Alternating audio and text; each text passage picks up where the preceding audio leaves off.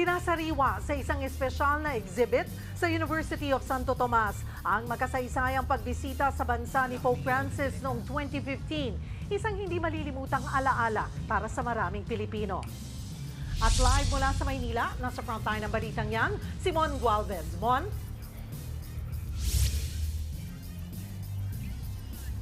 Cheryl, hindi maikakailang may puwang sa puso ng UST ang namayapang si Pope Francis. Isa kasi ito sa binisita ng Santo Papa nang pumunta sa Pilipinas noong 2015. Kaya marapat daw na maipakita man lang sa publiko yung mga memorabilia na ginamit ng Santo Papa nang tumapak dito sa universidad noong 2015. Pagpasok pa lang sa main building ng University of Santo Tomas o UST, bubungad na sa iyo ang standee ng namayapang si Pope Francis. Kasabay ang isang exhibit na nagpapakita ng mga nagamit ng Santo Papa nang bumisita sa pamantasan noong 2015. Kabilang dyan ang papal chair, sinulatang guestbook at ginamit na pen, maging ang espesyal na ID na sinuot mismo ni Pope Francis sa buong seremonya. Makikita rin dito ang sulat kamay na mensaheng iniwan ng Santo Papa sa UST na nagsasabing pagpalain nawa ng Panginoon ang lahat ng mga nag-aaral at nagtatrabaho rito para sa anyay culture of encounter. Ilang grupo ng mga estudyante ang naabutan naming tumitingin sa exhibit. Masaya raw silang makita ang pag-alalang ito sa Santo Papa, lalo't bata pa sila nung bumisita si Pope Francis sa lugar. Naalala ko po kasi dati na nag-visit siya dito sa UST noon, and I was here noon, dun sa may Espanya. Yung nandun pa lang siya sa parang motorcade. Nakita ko siya noon, tapos like very happy, and I feel like I'm very blessed during that time. Even though na I'm born again po, nakikita ko po kung paano niya po nagkaroon ng good impact sa mundo po na ito. Isa sa mga sumulubong noon kay Pope Francis si Dr. Lilian Sison. Siyang nanguna para sa interreligious dialogue o pag-uusap kasamang iba't ibang religious groups na isa sa mga aktibidad ng bumisita rito ang Santo Papa. When I was in front of him, actually, you get mesmerized, you know. He's such a simple guy and a modest one, and you can see the humility and compassion in him. May hawak daw siyang Santo Niño image nung araw na yon na binasbasan naman ni Pope Francis.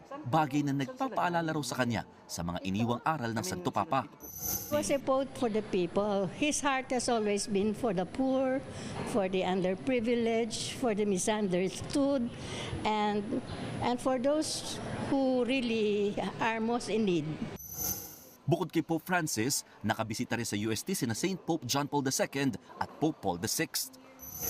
Ang alaala ng pagbisita sa bansa ni Pope Francis habang buhay ding nakaukit na sa puso ng dalawang bata na sumalubong sa kanya pagbaba ng eroplano. Isa sa kanila si Lani.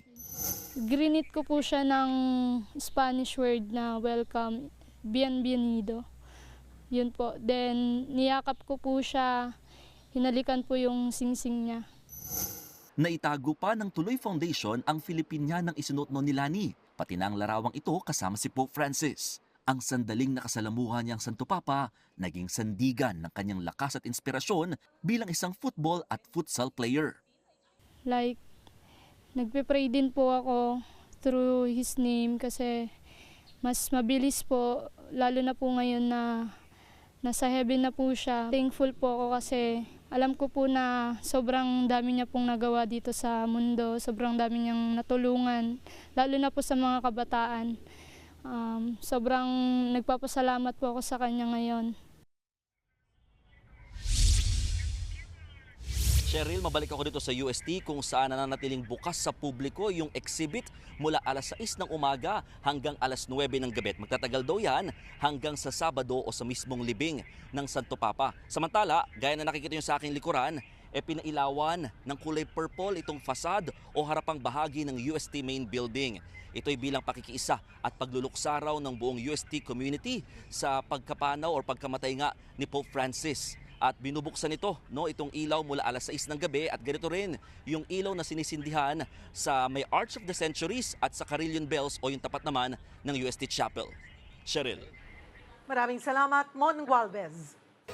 Mga kapatid, Cheryl Cosim po, huwag maging huli at maging una sa lahat sa balitaan. Para sa tuloy-tuloy na talakayan sa Frontline, mag-follow at mag-subscribe sa social media pages ng News 5.